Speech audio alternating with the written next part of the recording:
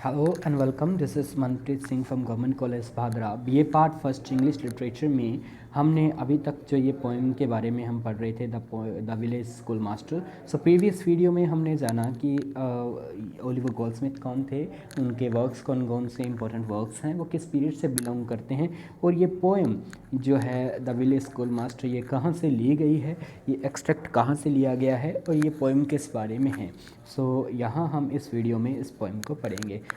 सबसे पहले इसकी जो पोएम है इसे हमने 3 स्लाइड में बांट लिया है। ये जो कुछ पंक्तियां हैं इन्हें 10-10 7-8 पंक्तियां जो है उस प्रकार से इन्हें बांट के अलग अलग 3 स्लाइड में बांटा हुआ है। फर्स्ट स्लाइड से हम इसे पढ़ेंगे। सो फर्स्ट लाइन नीचे जो है वो मीनिंग दिए गए हैं छोटे अक्षरों में, वो मीनिंग है। कुछ मीनिंग्स जो आपको याद ना रहे, मैं वैसे तो बताता ही रहूँगा साथ साथ, लेकिन अगर कोई मीनिंग आपको ना समझ आए तो आप यहाँ से देख सकते हैं। सो सबसे पहले from the first line, the village school master. जैसा मैंने बताया कि इस पोएम को एक real teacher mister Thomas baddie, उनके टॉमस पैडी बायरन, उनके नाम से, उनके इंस्पिरेशन में ये पोएम लिखी गई है। उन्हें याद करते हुए कवि ने ये लिखी है। सो मूलतः ये जो पोएम है वो एक एक्सट्रैक्ट है, एक बड़ी पोएम का एक छोटा टुकड़ा है। सबसे पहले first line, Beside yon straggling fence that skirts the way with blossom fuzzy unprofitably gay। सो यहाँ 2 पंक्तियाँ हैं, वे और गे उनके आखिरी शब्द हैं। इनसे पता चलता है कि एक कपलेट है। एक कपलेट जो एक दोहा है, 2 लाइनों को आपस में मतलब राइम में किया गया है। वे के आखिरी शब्द हैं, और ये जो 2 लाइनें हैं, इन 2 लाइनों में अपना पूरा मायने ये अपनी दोनों लाइनें लिए बैठी हैं। सो इससे ये पता चलता है कि ये क्लोज्ड कपलेट है, और इनकी जो लंबाई है वो आयम्बिक पेंटामीटर में है।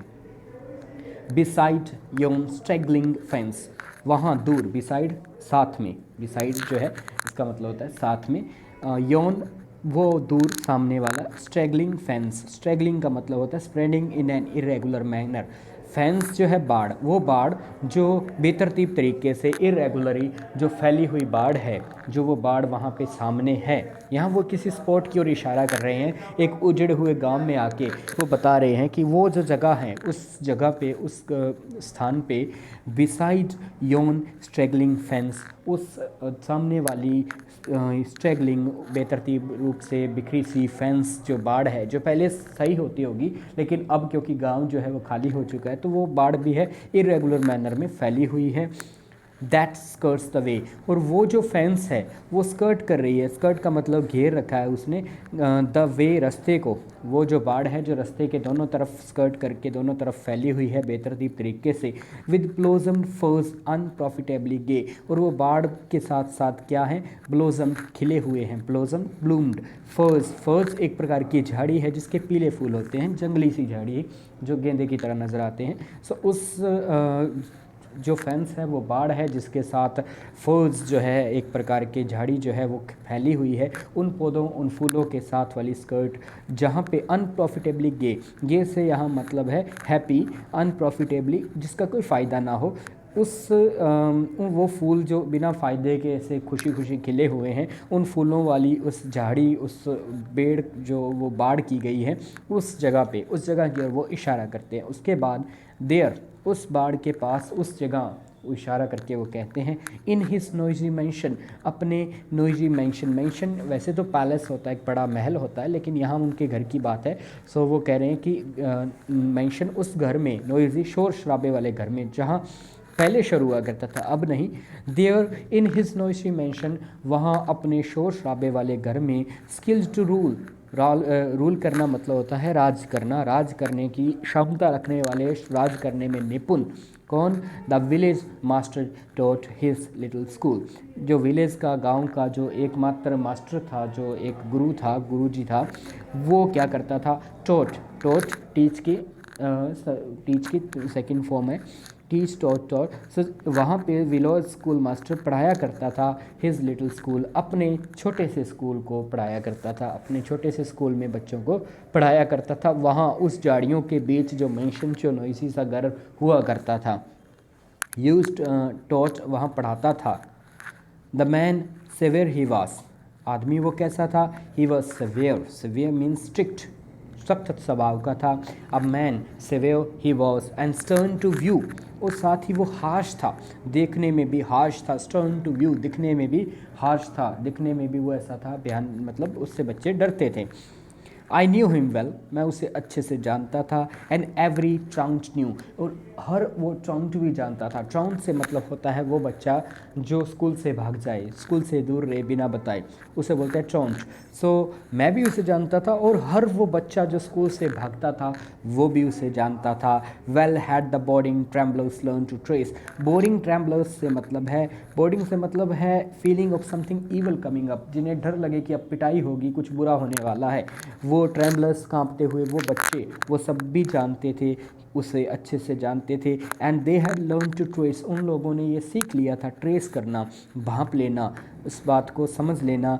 The days disaster in his morning face, उसके सुबह के चेहरे पे ही पता चल जाता था कि आज जो वो जो टीचर है, जो उस्ताद है, वो उसके चेहरे, सुबह वाले चेहरे को देख के ही पता चल जाता था कि आज तेज़ या आज मतलब स्ट्रिक्ट मूड में है, गुस्से वाले मूड में है, और दिन में वो किसी न किसी की पिटाई भी करेंगे बच्चों को, यानी कि वो स्ट्रांगली स्ट्रिक्टली वो डिसिप्लिन में रखेंगे या पढ़ाएंगे। सो ये उनके कैरेक्टर की शुरुआत है। उनके बारे में वो पहली कुछ पंक्तियों में बताते हैं कि वो टीचर कौन था, कहाँ बैठता था, उसके घर में वो स्कूलों को बच्चों को पढ़ाता था। उसके बाद उसे मैं भी जानता था, और वो सब कांपते हुए जिन्हें डर लगता था उससे, वो सब भी उसे जानते थे। ट्राउंट भी जानते थे कि और उसके चेहरे को देख के ही समझ जाते थे कि आज वो है किसी न किसी की पिटाई करेगा। उसके बाद नेक्स्ट लाइनों में उसके स्कूल में क्या माहौल रहता था उसके बारे में कवि बता रहे हैं। फुल वेल दे लाफ्ट, बहुत ज़ोर ज़ोर से वो हंसते थे। विद काउंटरफीटेड ग्ली, काउंटरफीटेड होता है नकली, जैसे काउंटरफीटेड नोट्स होते हैं, नकली नोट, नकली ग्ली के साथ, नकली खुशी के साथ। बच्चे जब टीचर कोई मजाक करता था तो बच्चे भी हंसते थे। कई बार हंसने वाली बात नहीं होती थी, लेकिन फिर भी वो नकली हंसते थे ताकि टीचर उनके साथ खुश रहे। वो टीचर को खुश रखना चाहते थे, क्योंकि अगर वो खुश नहीं रहेगा तो उन्हीं के लिए वो हार्श हो जाएगा, उन्हीं की वो पिटाई करेगा। So full well they laughed, बच्चे ज़ोर ज़ोर से हंसते थे। विद काउंटरफीटेड ग्ली, झूठी हंसी के साथ, झूठी खुशी के साथ, जब टीचर कोई क्या करता था, एट ऑल हिज जोक्स, जब भी वो कोई जोक करता था, जब भी वो कोई मजाक करता था, यानी टीचर की चापलूसी करते थे। दे वुड फ्लैचर हिम, उसको एजुलेट करते थे, उसकी मतलब एक प्रकार से उसकी चापलूसी करते थे। For many a joke had he, क्यों, और उसके पास बहुत से जोक भी थे। वो इतना तेज़ दिमाग था कि उसे बहुत से चुटकुले भी आते थे, और जब वो कोई चुटकुला सुनाता था तो बच्चे ज़ोर ज़ोर से हंसते थे। जितनी हंसी नहीं आती थी उससे ज़्यादा हंसते थे ताकि वो टीचर को खुश रख सके। Full well the busy whisper, और साथ में ही बिजी विस्पर, बिजली विस्पर, बच्चों के बीच जो खुसफुस होती थी, जो मतलब आपस में मरमर करते थे, कोई ना कोई बात इधर उधर करते थे। सर्कलिंग अराउंड, वो बात जो सब बच्चों में फैल जाती थी, एक बच्चा दूसरे को बताता था, दूसरा तीसरे को बताता था। क्या, conveyed the dismal tidings when he frown, dismal होता है ग्लूमी, कम्फर्टलेस, जो दिखने में अंधकार में हो, दुखी हो, दुख से, टीडिंग्स मैसेजिंग्स, ऐसे मैसेज जब पता चल जाता था कि आज टीचर जो है वो गुस्से में है, तो बच्चे एक दूसरे को कान में मरमर करके फुसफुसाहट के ज़रिए बताते थे कि आज जो है वो गुस्से में है, या अभी जो है उनके चेहरे पे फ्राउन, फ्राउन होता है बुक्कुटी तन्ना, चेहरे के ऊपर जो है तनाव है, उस तनाव को वो भांप लेते थे और एक दूसरे को बताते थे बच्चे कि आज वो गुस्से में है, कहीं हमें पीटे ना। येट ही वॉज काइंड, लेकिन इसके बावजूद, चाहे उसका स्वभाव स्ट्रिक्ट था बच्चों के प्रति, ही वॉज काइंड, वो दयालु था। और इफ़ सेवेयर इन ओट, और अगर कभी इन ओट इन एनीथिंग, अगर वो कभी भी सेवेयर था भी, अगर वो कभी भी गुस्से में स्ट्रिक्ट था भी, the love he bore to learning was in fault, इसका कारण क्या था कि उसे पढ़ाई के प्रति बहुत प्यार था, यही उसका दोष था। इस दोष के कारण the love he bore to learning, learning के प्रति जो उसके पास प्यार था, बोर मतलब ही हैड दैट, उस लर्निंग के प्रति जो उसका लव था, इट वॉज इन फॉल्ट, यही इसका फॉल्ट था, यही उसका दोष था। और इसी कारण से ही वॉज काइंड, और इफ़ सेवेयर इन ओट, अगर कभी कभी वो दुखी, मतलब कभी कभी वो स्ट्रिक्ट नज़र भी आता था, तो इसका कारण ये था कि उसे पढ़ाई से बहुत प्यार था। द विलेज ऑल डिक्लेयर्ड, सारे विलेज ने, सारा गांव जानता था, सारे गांव ने ये घोषणा कर रखी थी। हाउ मच ही न्यू, सबको पता था कि वो बहुत जानता था, यानी टीचर जो है वो बड़ा पढ़ा लिखा था। उस गांव के उस मास्टर को सब जानते थे कि मास्टर जी जो हैं बहुत पढ़े लिखे हैं, बहुत जानते हैं, बहुत ज्ञान है इनको। It was certain he could write, सब जानते थे कि वो लिख सकता था, उसे लिखना आता था। पहले दूसरे लोगों को इतना लिखना नहीं आता था, सो गांव का टीचर या प्रीस्ट, जो गांव का पार्सन या प्रीस्ट होता था, वही लिखना जानते थे। और इसी प्रकार की जो बहुत से गाँव में जो कब्रिस्तान होते थे, उनकी कब्रों के ऊपर, पत्थरों के ऊपर जो नाम हैं वो उसी प्रकार की इंग्लिश में लिखे जाते हैं। और लिखने की कला नहीं होने के कारण, रियल लिटरेचर नहीं होने के कारण, बहुत सी स्पेलिंग्स इंग्लिश में ऐसी मिलती हैं जिनकी प्रोनाउंसिएशन अलग है और उनकी स्पेलिंग्स अलग है। इसीलिए पी पुट और बी बट भी होता है। ऐसा कारण इसी कारण से है क्योंकि इंग्लैंड का जो क्षेत्र है, उस क्षेत्र में अलग अलग प्रकार की इंग्लिश जो है अलग अलग प्रोनाउंसिएशन के साथ लिखी जाती थी। It was certain he could write, सब जानते थे कि वो लिख सकता था। एंड सिफर टू, सबको पता था कि वो गणना कर सकता था। सिफर का मतलब यहाँ है गणना करना, कैलकुलेट, वो कैलकुलेट भी कर सकता था। उसके अलावा लैंड्स ही कुड मेजर, वो ज़मीन को माप सकता था। मेज़र करना, मापना। So he could measure the lands, he could measure the fields. Terms and tides presage, वो मौसम को और टाइड्स को, जब ज्वार आता था, जो पानी का उतार चढ़ाव जो है, उसे वो प्रिसेज कर सकता था, यानी प्रिडिक्ट कर सकता था, भविष्य बता सकता था। वो गणना कर सकता था कि चंद्रमा इतने दिन में यहाँ होगा तो इससे क्या है, ज्वार आएगा। तो इस प्रकार की गणनाएं, वो जो आम गणनाएं हैं वो कर सकता था, लेकिन गांव के देहाती लोग तो नहीं जानते थे। सो सब ये जानते थे कि वो ये कर सकता है, सबकी नज़र में वो एक विद्वान व्यक्ति था। And even the story ran that he could gauge, और यहाँ तक कि ये स्टोरी भी जाती थी, ये कहानी भी सुनी सुनाई बात थी कि वो गेज कर सकता था। गेज का मतलब होता है गहराई को मापना, यानी अंदाज़ा लगाना, या इस प्रकार से वो ये भी कर सकता था, यानी जज कर सकता था, बात को न्याय कर सकता था। वो ज्ञान न्याय के बारे में भी जानता था। इन आर्ग्यूइंग टू, और जब वो वाद विवाद करता था, आर्ग्यूइंग, वो आर्ग्यूइंग में भी the person on his skill, वो पर्सन को भी ऑन हिज स्किल्स, मतलब पर्सन को भी हरा सकता था अपने स्किल के ज़रिए। फॉर इवन दो वैंक्विस्ट, लेकिन जब भी कभी वो वैंक्विस्ट, जब भी कभी वो हार जाता था वाद विवाद में, वैंक्विस्ट हार जाना, यहाँ पे समाप्त हो जाना, या उसी प्रकार से। सो फॉर इवन दो वैंक्विस्ट, जब भी वो हार भी जाता था, ही कुड आर्ग्यू स्टिल, हारने के बावजूद वो फिर भी वाद विवाद कर सकता था, आर्ग्यूमेंट कर सकता था।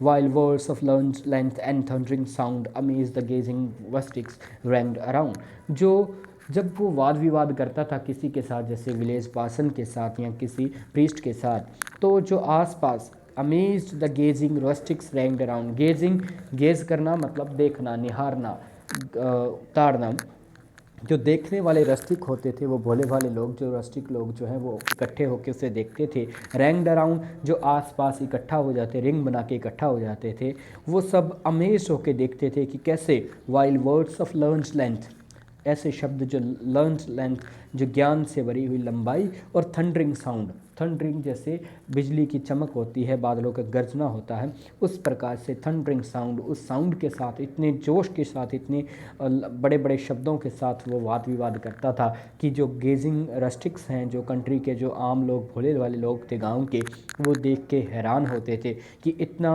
मतलब इसे ज्ञान कैसे है। And still they gazed and still the wonder grew, और वो फिर भी देखते रहते थे, गेज करते रहते थे, और ज़्यादा वंडर ग्रू, जो हैरानी की, जो आश्चर्य का जो ये अजूबा आता था, ताज्जुब क्या है जो है, वो और बढ़ता जाता था, जो हैरानगी उनकी वो बढ़ती जाती थी। क्यों बढ़ती जाती थी? That one small head could carry all he new, कि एक छोटा सा सिर उसका इतना ज्ञान कैसे है उसके सिर में। आम लोग, जो देहाती लोग थे, जो रस्टिक लोग थे, वो ये बात नहीं समझ पाते थे कि एक छोटे से, दैट वन स्मॉल हेड, उसके इस छोटे से सिर में, could carry all he new, इतना सब कुछ वो कैसे लिए फिरता है। But past is all his fame, लेकिन अब उसके बारे में बताने के बाद पोइट कहते हैं कि ये सब तो भूतकाल की बातें हो चुकी हैं। बट पास्ट, भूतकाल हो चुका है, इज़ ऑल हिज फेम, उसकी सारी फेम, उसकी सारी जो उसकी प्रसिद्धि है, फेमस होने का फेम, जो, but past is all his fame, the very spot, very spot वो जो जगह थी, वो उस विशेष जगह, where many a times triumphed is forgot, वो जगह जहाँ उसने ट्रिम्फ किया, जहाँ उसने राज किया या जहाँ उसने जीत हासिल की वाद विवाद में या बच्चों पे, वो सब के वो जगह जो है वो अब भुला दी गई है, भूल गए हैं लोग। The very spot way many a time, जहाँ कई बार उसने ही ट्रिम्ड इज़ फॉरगॉट, जहाँ वो कई बार जीता था, वो जगह अब भुला दी गई है। सो ये एक छोटी सी पोइम है बाय ओलिवर गोल्डस्मिथ। पोइम नहीं है एक्चुअली, पोइम का एक टुकड़ा है। पूरे पोइम में तो वो उस विलेज के बारे में वर्णन करते हैं कि यहाँ यह हुआ करता था, यहाँ ये टीचर पढ़ाया करता था, यहाँ ये चर्च हुआ करता था, इस प्रकार से वो पोइम है। लेकिन उस पोइम में जो पोइट्री है वो रोमांटिक काफ़ी नज़र आती है। शहर से दूर गांव का वर्णन है, इसलिए उसे पेस्टोरल थीम की कह सकते हैं। और ये जो पोइम है विलेज स्कूल मास्टर, ये एक स्कूल मास्टर, एक स्कूल के मास्टर जी की जो कभी उस गांव में पढ़ाया करते थे, उनके करेक्टर को डिनोट करती हुई ये पोइम है। सो इस पोइम को आप पढ़ें। ये जो नोट्स, ये जो स्लाइड्स हैं वो मैं शेयर करूँगा व्हाट्सएप पे भी। सो अगर आपको कोई समस्या है तो आप क्वेश्चन पूछ सकते हैं, इसे समझने का प्रयास करें। ये पोइम जो है हमने यहाँ इस प्रकार से कर ली है।